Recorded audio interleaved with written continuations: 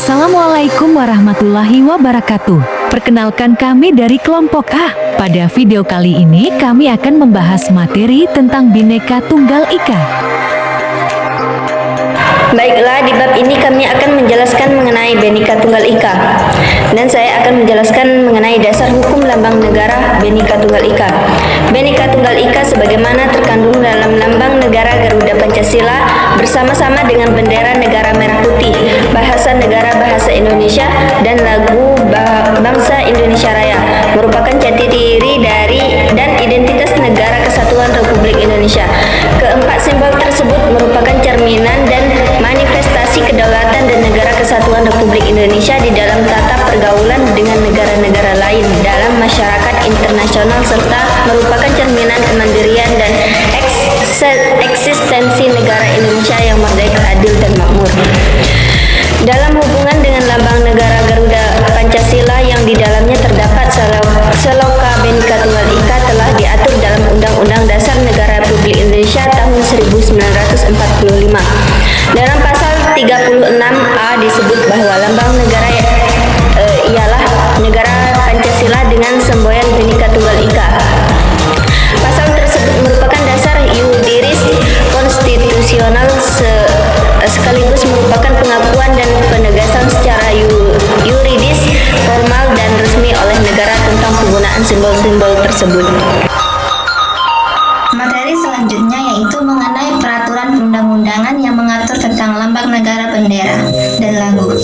Dalam perjalanan sejarah bangsa dan negara Indonesia Republik Indonesia, dasar hukum lambang negara dan penggunaannya diatur dalam Undang-Undang Dasar Negara Republik yang kemudian diatur dalam peraturan pemerintah yang merupakan produk hukum berdasarkan amanat Undang-Undang Dasar sementara tahun 1950. Adapun dasar hukum lambang negara beserta penggunaannya dalam sejarah dinamika bangsa dan negara Indonesia diatur dalam berbagai peraturan hukum. Peraturan perundang-undangan yang mengatur tentang lambang negara, bendera, serta lagu kebangsaan antara lain: yang pertama, Kitab Undang-Undang Hukum Pidana atau KUHP yang mengatur tentang kejahatan atau tindak pidana yang menggunakan bendera merah putih, penodaan terhadap bendera negara sahabat, penodaan terhadap bendera merah putih dan lambang negara Garuda Pancasila, serta penggunaan bendera merah putih oleh mereka yang tidak memiliki hak penggunaannya seperti terdapat dalam pasal 52A, pasal 142A, pasal 154A, dan pasal 473. Yang kedua, Peraturan Pemerintah Nomor 66 Tahun 1951 tentang lambang negara. Dan yang terakhir, Peraturan Pemerintah Nomor 53 Tahun 1958 tentang penggunaan lambang negara. Selanjutnya saya akan menjelaskan tentang aturan undang-undang. Undang-undang tentang bendera, bahasa, lambang negara, serta lagu kebangsaan merupakan jaminan kepastian hukum, keselarasan, keserasian, standarisasi, dan ketertiban dalam penggunaan bendera, bahasa, lambang negara, serta lagu kebangsaan. Undang-undang ini mengatur tentang berbagai hal yang terkait dengan penetapan dan tata cara penggunaan bendera, bahasa, lambang negara, serta lagu kebangsaan, termasuk di dalamnya mengatur tentang ketentuan pidana bagi siapa saja yang sengaja melakukan pelanggaran terhadap ketentuan yang terdapat di dalam undang-undang ini. Ketentuan tentang lambang negara termuat dalam Undang-Undang Republik Indonesia Nomor 24 Tahun 2009. Baiklah, saya akan melanjutkan penjelasan dari teman saya yang berikutnya, yaitu Bhinneka Tunggal Ika sebagai local wisdom bangsa Indonesia. Dalam perjalanan sejarah bangsa Indonesia, lambang negara Republik Indonesia Garuda Pancasila dengan semboyan Bhinneka Tunggal Ika dituangkan dalam Peraturan Pemerintah Nomor 66 Tahun 1951 yang disusun oleh panitia negara yang diangkat oleh pemerintah dan duduk di dalamnya adalah Mr. Muhammad Yamin. Nama lambang negara Garuda Pancasila karena menurut lambang yang dipergunakan adalah burung Garuda dan di dalamnya ada tameng memuat lambang sila-sila Pancasila dan disertai semboyan seloka Bhinneka Tunggal Ika dan seloka itu tersurat di bawahnya. Jadi dalam lambang negara Indonesia itu terdapat unsur gambar burung Garuda, simbol sila-sila dan seloka Bhinneka Tunggal Ika. Materi yang selanjutnya yaitu lambang realitas bangsa.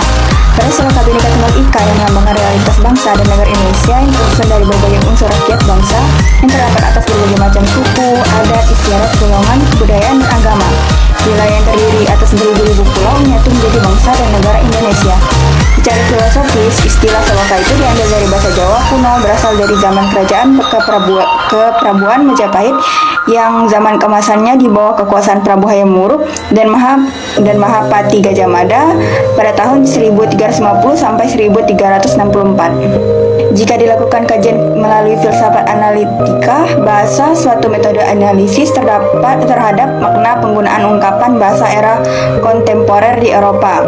Saloka Bhinneka Tunggal Ika itu pada hakikatnya merupakan suatu frase. Secara linguistis, makna struktural Saloka itu adalah beda itu, satu itu.